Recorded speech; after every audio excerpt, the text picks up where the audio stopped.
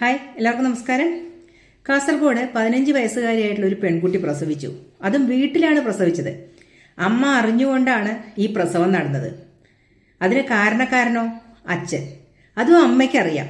എന്നിട്ട് സമൂഹത്തിന് മുൻപിൽ നിന്നും പോലീസുകാരുടെ മുമ്പിൽ നിന്നും നിയമത്തിന് മുമ്പിൽ നിന്നൊക്കെ ഈ അമ്മ ഇത് മറച്ചു വെച്ചു എന്നുള്ളത് വളരെ സങ്കടകരമായിട്ടുള്ളൊരു കാര്യമായിട്ട് തോന്നി. കാരണം നമ്മളൊക്കെ അമ്മമാരാണ്. ഒരമ്മയ്ക്ക് സഹിക്കാൻ കഴിയുന്ന ഒരു കാര്യമല്ല. കുട്ടികൾക്ക് പുറത്തൊക്കെ പോയിട്ട് എന്തെങ്കിലുമൊക്കെ അബദ്ധം സംഭവിച്ചതാണെങ്കിൽ കൂടി ഒരു പരിധി വരെ നമ്മൾ സഹിക്കുമല്ലേ. ആരെങ്കിലുമൊക്കെ തെറ്റിദ്ധരിപ്പിച്ച് പിന്നെ അതിനെ ട്രാപ്പിലാക്കിയതാണ്, അല്ലെങ്കിൽ ബലാത്കാരമായിട്ട് അതിനെ ഉപദ്രവിച്ചതാണ് എന്നൊക്കെ അറിയുമ്പോൾ നമുക്ക് സ്വാഭാവികമായിട്ടും അങ്ങനെ ഒരു ആശ്വാസമെങ്കിലും ഉണ്ടാവും.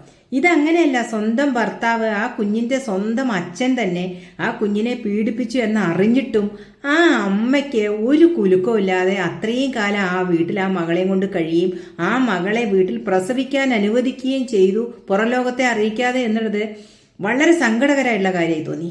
കാരണം അമ്മ എന്ന വാക്കിന് അർഹതയില്ലാത്തൊരു സ്ത്രീയാണ് അവരെന്ന് നമുക്ക് പറയാൻ കഴിയും. കാരണം അച്ഛൻ ഈ കുട്ടിയെ പീഡിപ്പിച്ച് വിദേശത്തേക്ക് പോയി അവിടെ തുടരുകയായിരുന്നു.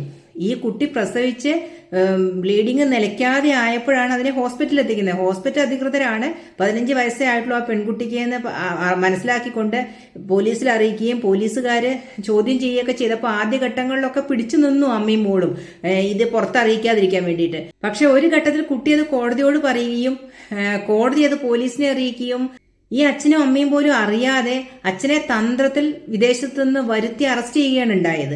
കാരണം ഈ വിവരം പുറത്തായി എന്ന് അറിഞ്ഞു കഴിഞ്ഞാൽ അച്ഛൻ നാട്ടിലേക്ക് വരുമായിരുന്നില്ല. അതുവരെ ഈ അമ്മ ഒരാളോടും പറയാൻ പോകുന്നില്ല. അതുപോലെ തന്നെ മകളെ എന്തെങ്കിലുമൊക്കെ പറഞ്ഞ് ഭയപ്പെടുത്തി വെച്ചിട്ടുണ്ടാവണം, അത് പുറത്ത് പറയരുതെന്ന് പറഞ്ഞിട്ട്. അതുകൊണ്ട് തന്നെ ഇത് വേറെ ആരെങ്കിലും തലയിൽ കെട്ടിവെച്ചിട്ട് തനിക്ക് സുഖമായിട്ട് എവിടെയെങ്കിലും കഴിയാ എന്നായിരിക്കും അയാൾ കരുതിയിട്ടുണ്ടാവുക. പക്ഷേ പെൺകുട്ടി ഏതോ ഒരു നിർണായക ഘട്ടത്തിലെ സത്യം വെളിപ്പെടുത്തുകയാണ് ഉണ്ടായത്. അപ്പൊ സ്വാഭാവികമായിട്ടും ഇയാളെ സൂത്രത്തിൽ വിളിച്ചു വരുത്തി അറസ്റ്റ് ചെയ്തു. ആ അമ്മ എന്ത് സ്ത്രീയാണെന്നാണ് ആലോചിക്കുന്നത്. കാരണം നമ്മുടെ കുഞ്ഞിനെ ഒരാൾ ഉപദ്രവിച്ചു എന്ന് പറഞ്ഞാൽ ആ ആളോട് പൊറുക്കാൻ നമുക്ക് ഒരിക്കലും കഴിയില്ല അല്ലെ.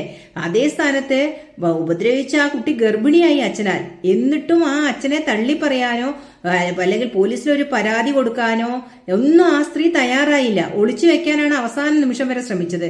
ഇങ്ങനെയുള്ള സ്ത്രീകളും നമ്മുടെ സമൂഹത്തിലുണ്ട്. അതുകൊണ്ട് തന്നെയാണ് കുഞ്ഞുങ്ങളുടെ ജീവിതം പോലും സ്വന്തം വീട്ടിനുള്ളിൽ പോലും സുരക്ഷിതമല്ല എന്ന് നമ്മൾ ഓരോ നിമിഷവും വിലപിച്ചുകൊണ്ടിരിക്കുന്നത്. കാരണം ഇത്തരത്തിലുള്ള വാർത്തകളൊക്കെ പുറത്തു വരുമ്പോഴാണ് ഈ തരത്തിൽ ചിന്തിക്കുന്ന അമ്മമാരും നമ്മുടെ സമൂഹത്തിലുണ്ട് എന്ന് ഞെട്ടിപ്പിക്കുന്ന കാര്യം നമ്മൾ മനസ്സിലാക്കുന്നത് അല്ലേ. അപ്പോൾ എത്ര ആളുകൾ ഇതുപോലെ നിരപരാധികളായിട്ടുള്ള ആളുകളുടെ തലയിൽ ആരോപണം ചാർത്തിയിട്ട് രക്ഷപ്പെട്ട് നിൽക്കുന്നുണ്ടാവും അല്ലേ. ആ കുട്ടി എന്ന് പറഞ്ഞാൽ ഭയപ്പെട്ടത് കൊണ്ടായിരിക്കണം അത് പുറത്തു പറയാഞ്ഞത്. അച്ഛനും അമ്മയും ഭയപ്പെടുത്തിയോണ്ടായിരിക്കണം അങ്ങനെ പറഞ്ഞത്. അപ്പൊ സ്വന്തം ചോരയാണ്, സ്വന്തം കുഞ്ഞാണെന്ന് പോലും ആലോചിക്കാതെ നമുക്കൊക്കെ നമ്മുടെ കുഞ്ഞുങ്ങളെന്ന് പറഞ്ഞാൽ എത്ര വലുതായാലും ചെറിയ കുഞ്ഞുങ്ങളോടുള്ള വാത്സല്യ സ്നേഹമാണ് തോന്നുക.